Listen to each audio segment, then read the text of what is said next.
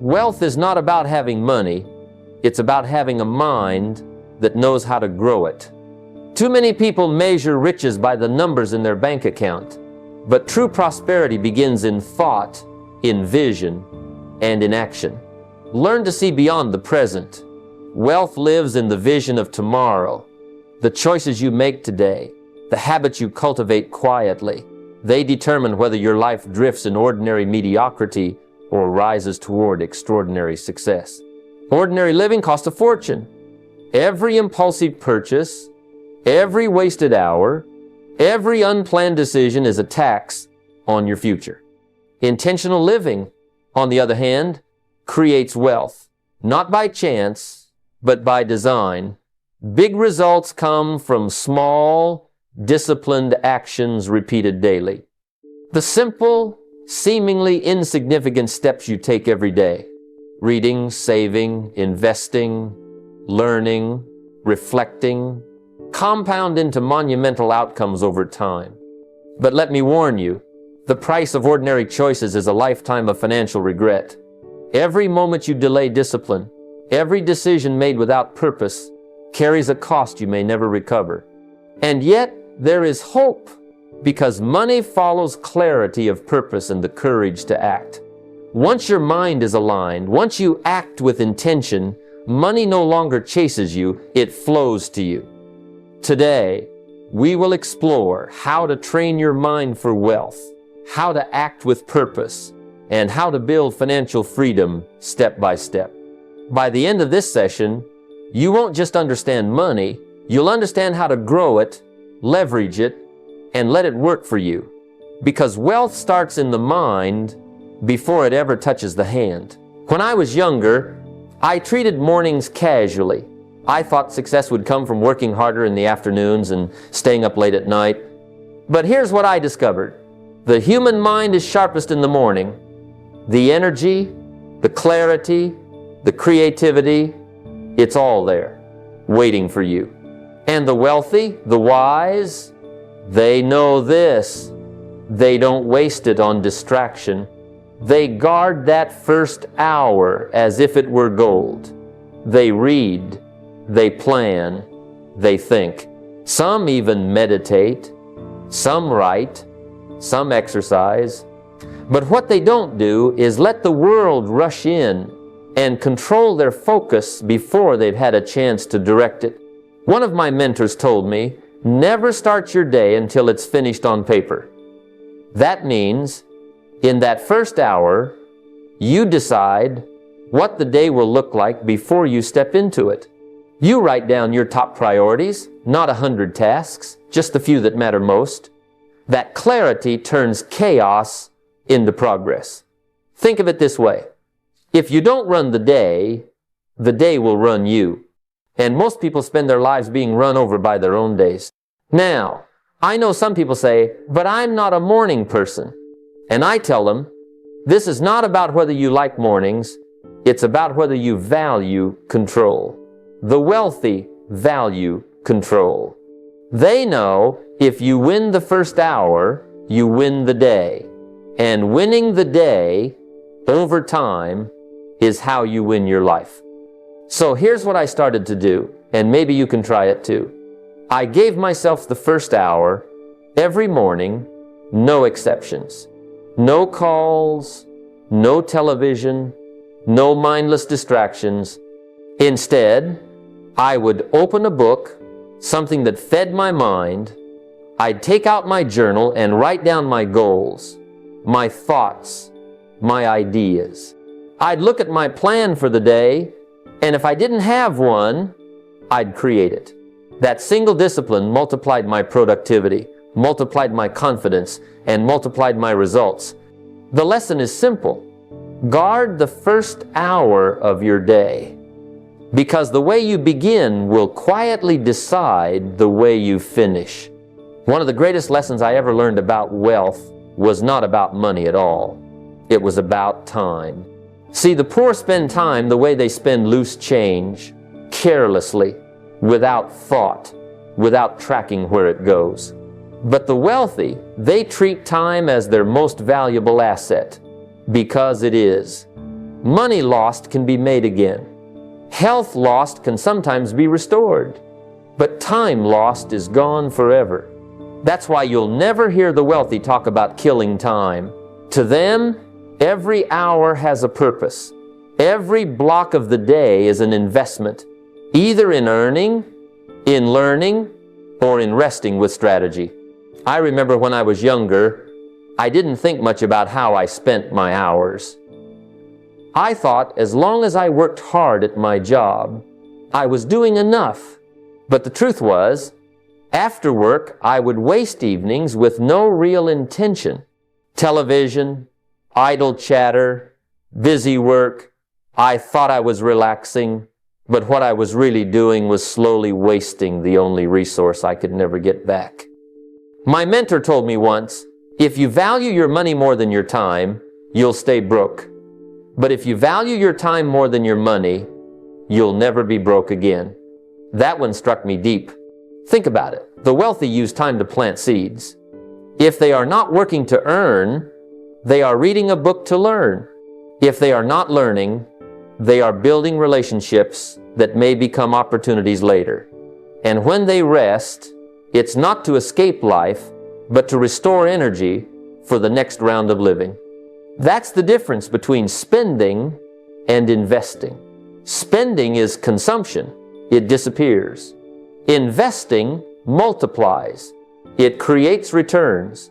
And time, when invested, pays the highest dividends of all. Now let me give you a practical example. Suppose you spend an hour a day watching television. In a week, that's 7 hours. In a month, nearly 30. In a year, more than 300 hours. That's the equivalent of over 7 full work weeks. Imagine if you took just half of that time and invested it in reading about finance, learning a new skill, or building a small side business. In 5 years, you wouldn't recognize your own life. That's the quiet secret the wealthy understand. Compound interest doesn't just apply to money, it applies to time. Small daily investments compound into massive results. So let me challenge you. From this day forward, stop saying you're killing time. Start asking, am I spending this hour or am I investing it? Because every wasted hour is $1 you'll never see. And every invested hour is a seed for a future harvest. The poor spend time. The rich invest it. The choice every day is yours. It's easy to live life as a consumer. The world today is designed to keep you consuming. Entertainment on every screen, distractions at every turn, and advertisements that tell you, you need this to feel alive. But let me tell you something that changed my own path. The wealthy don't spend their lives consuming, they spend their lives creating. Most people consume endlessly. Movies, shows, gossip, products. But those who rise above it are the ones who produce value. They write, they build, they design, they invest, they create something that didn't exist before. And that's what the marketplace rewards. When I was younger, I too fell into the trap of consumption. After a day's work, I thought I deserved to sit back and fill my mind with whatever was easy. But then I realized that while I was consuming, someone else was producing. While I was listening to a song, someone else was writing one. While I was reading a magazine, someone else was publishing it. While I was watching television, someone else was making the show, collecting the profit, and shaping culture. And it dawned on me, consumers make others wealthy. Creators make themselves wealthy. The truth is, there's nothing wrong with consuming. We all need rest. We all enjoy entertainment. But the balance is where the difference lies. If 90% of your time is consumption and only 10% is creation, then you'll live at the mercy of someone else's vision. But if you can flip that ratio, spend most of your time creating, producing, adding value, and only consume strategically, your life will change dramatically. Wealth follows the producers, not the consumers. Think about the people we admire. Authors who write books, entrepreneurs who start businesses, investors who build portfolios, artists who bring beauty into the world. What they all have in common is that they chose production over passive consumption. And you can do the same, even in small ways. Write down your thoughts instead of only reading someone else's. Start a blog, record a podcast, design a product, invest in an idea, teach what you've learned, or even just create systems that help your own life run smoother. The act of creating shifts your mindset from being a recipient of the world to being a contributor to it. Now, here's the real key. Creation is not just about money, it's about identity. When you create, you build confidence. You see your ideas take shape, and that builds momentum. And wealth is a game of momentum. The rich aren't rich because they had a lucky break. They're rich because they kept producing, kept creating, kept adding value until the marketplace couldn't ignore them anymore. So remember, the question is simple. Are you only a consumer in this world, or are you also a creator? Because in the end, consumers pay the price, but creators set the price. And the one you choose determines your financial future. When I was young, I thought the only way to make more money was to work more hours. It seemed simple. If one shift brought in a certain paycheck, then 2 shifts would double it. But I soon discovered that this way of thinking traps you. You only have so many hours in a day, so if your wealth is tied directly to your time, your growth will always be limited. That's the mindset of addition. Add more effort, add more hours, add more hustle. But the wealthy don't think in terms of addition. They think multiplication. They look for ways to multiply results, to make one effort pay off 100 times, to create systems that work while they sleep. That shift in thinking is where the fortune begins. I remember working tirelessly in my early days, chasing every dollar through effort alone. But then I saw others who seemed to work less and yet had more. At first, I thought they were simply luckier, but the truth was, they had learned the art of multiplication. They invested in systems, in people, in ideas, and those multiplied their returns far beyond what they could ever earn by working alone. While I was trading time for money, they were building assets that made money while they were trading time for sleep. Multiplication means learning how to step beyond the limits of your own 2 hands. It might be hiring someone to take on tasks that don't need your personal touch, freeing you to focus on strategy and growth. It might be creating a product or service that can be sold again and again without additional effort. It might be putting your money into assets, investments, real estate, businesses that grow in value with time. It could even be something as simple as teaching or writing. When you write a book or create a course, you do the work once, but it can serve thousands over the years. That's multiplication. Now, the biggest challenge here isn't finding the system, it's changing the mindset. Most people are conditioned to think, if I want more, I must work harder. But if you want wealth, the question must become, how can I make one effort pay me many times? How can I build something today that works for me tomorrow? That's the thinking that shifts your life from survival to abundance. Don't misunderstand me. Hard work is necessary. But hard work alone is not enough. If hard work were the key, every laborer would be wealthy. Hard work sets the foundation, but multiplication builds the fortune. It's when you stop asking, how much can I do, and start asking, how much can I build that works without me, that your wealth begins to expand beyond your reach. So the next time you think about your goals, don't just ask how to add more, ask how to multiply. Because wealth doesn't live in addition, it lives in multiplication. When I was younger, I used to believe money was only for buying things. Clothes, food, maybe a better car. That's how most people see it. Money equals possessions. But over the years, I discovered that the real value of money is not in the things it can buy, but in the time it can give back. The wealthy understand this better than anyone. They don't just use money to accumulate more stuff. They use it to create freedom. They use it to buy back the hours that most people waste on low-value tasks. And then they reinvest those hours into activities that build wealth, strengthen relationships, and expand their lives. Think about it.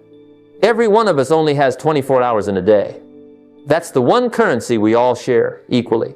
You can't earn more time, you can't store it up, and you can't borrow it from tomorrow. So if time is so limited, why would you spend it on tasks that someone else could do for you at a fraction of the value of your hour? That's the key the wealthy understand. They ask, what's the best use of my time? If your hour is worth $100, why spend it on something that could be done by someone else for 10? That doesn't make sense. I remember in my early days, I tried to do everything myself. I balanced the books, ran errands, handled paperwork, and worked the business. And at the end of the week, I was exhausted but not much richer. Then I learned the secret. Money can buy back time. By hiring someone to take care of the things that didn't require my personal attention, I freed myself to focus on strategy, vision, and growth, the very things that actually multiplied my income. That shift was transformational. I realized that spending $1 to buy back an hour was not an expense, it was an investment. The wealthy don't see outsourcing as losing money. They see it as gaining time. And time, when used wisely, produces far greater returns than any object money can buy. That's why they'll hire an assistant, pay for services, or automate systems. They know their real power lies in directing their time toward wealth-generating activities, learning, building, connecting, creating. But here's the part most people miss. Buying back time isn't just about making more money. It's also about creating a life of freedom and balance. It's about having the time to spend with your family, to invest in your health, to travel, to read, to enjoy the life you're building. After all, what good is wealth if you're too busy, too tired, or too trapped to enjoy it? So the question you must ask yourself is this: are you spending your money on things, or are you spending it on time? Because the moment you start using money to buy back hours and redirect them toward growth, you step into the mindset of true wealth. And that's when life begins to change. When I was a young man, someone told me, don't judge each day by the harvest you reap, judge it by the seeds you plant. That stayed with me. Because most of us are too focused on what we get today, right now, this very moment. We're chasing quick results, instant rewards, immediate gratification. But wealth doesn't grow that way. It doesn't happen overnight. It happens because of the seeds you decide to plant in the present and the care you give them until they mature. The present is the seed of the future. What you do with this hour, this day, this week, it may not make you rich today, but repeated consistently over years, it shapes your destiny. I remember when I first started learning about personal development and wealth creation. I didn't have much money, but I had some time. I had a little energy, and I had a desire to learn. I planted seeds by reading books, listening to mentors, writing down ideas, saving a little from each paycheck, even when it was just a few dollars. It didn't look like much. It didn't feel like much. But I understood that each small effort was a seed, and one day, that seed would produce a harvest. That's the great deception of time. We underestimate the small actions because they don't change our lives immediately. Skipping the book tonight doesn't ruin your future. Spending recklessly today doesn't make you broke tomorrow. Sleeping in instead of working on your craft doesn't end your career today. But do it over and over again, and you'll see the effects. Seeds always grow, but they grow in the direction of what you plant. If you plant neglect, you'll reap scarcity. If you plant discipline, you'll reap abundance.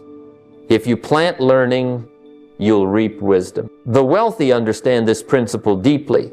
They don't ask, what does this bring me now? They ask, what will this bring me later if I keep doing it?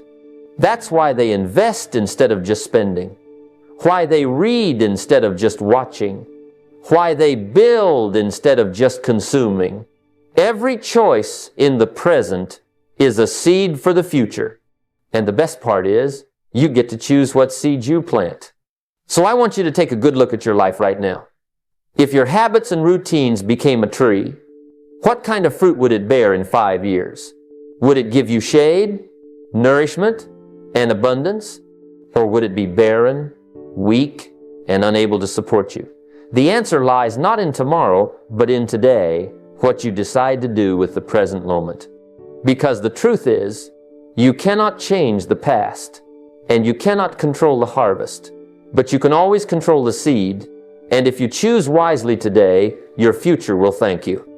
When I look back at my life, I can trace almost every result, good or bad, back to the habits I kept daily. It's easy to believe that success comes in sudden bursts, in lucky breaks, or in one big opportunity that changes everything. But that's not the truth. The truth is, what you do daily becomes who you are yearly. The small disciplines you practice today may look insignificant, but they compound over time until they shape your identity, your wealth, your health, and your future. Let me give you an example. When I was broke in my mid-20s, I didn't get there overnight. It wasn't one bad decision. It was years of small neglects, spending without tracking, working hard without improving my skills, wasting time instead of learning. Little by little, I created habits that kept me broke, and because I repeated them daily, they defined who I was yearly. Then, one day, I met someone who challenged me to change my philosophy, and I began a new set of habits. I started reading every day, saving every week, writing down goals, and reviewing them.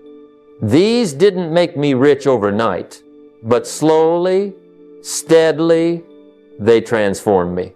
See, you don't become wealthy by accident, and you don't stay broke by accident either. Both are the result of patterns. If you spend each day scrolling, consuming, entertaining yourself, then a year from now you will be in the same place, or worse. But if you spend each day learning, practicing discipline, saving a little, creating something of value, then a year from now you will be a different person. Multiply that by 5 or 10 years, and the difference is staggering. The person who wasted their days will have excuses. The person who invested their days will have results. I often say that success is nothing more than a few simple disciplines practiced every day. And failure is nothing more than a few small errors in judgment repeated every day. The problem is that at first, those errors don't seem to matter. Skip a book, no problem. Spend a little extra, no problem. Waste an hour, no problem. But stack those habits up for a year, and suddenly, you're not where you hope to be.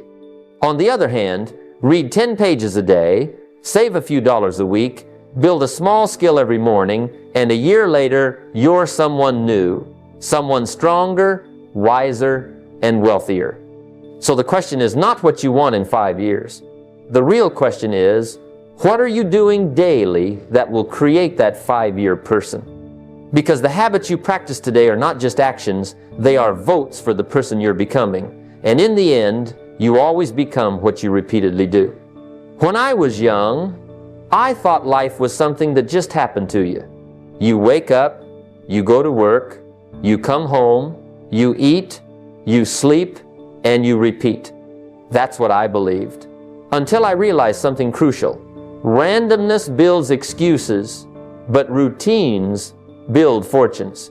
I learned that millionaires, those who seem to live with both freedom and purpose, didn't stumble into success. They designed it. They built it one day at a time, with rituals so consistent that their lives naturally bent toward wealth, while the rest of us drifted in circles, hoping things would change on their own. If you study those who remain broke, you'll notice a pattern, not in what they do, but in what they don't do. They don't plan their mornings, they don't set priorities, they don't budget their money, and they don't schedule their learning. Their lives are filled with randomness, and because of that, their results are random too. And when results are random, excuses fill the gap. They say, I just didn't get the break, or the timing wasn't right. But the truth is, they weren't living by design, they were drifting. And drifting has never built a fortune,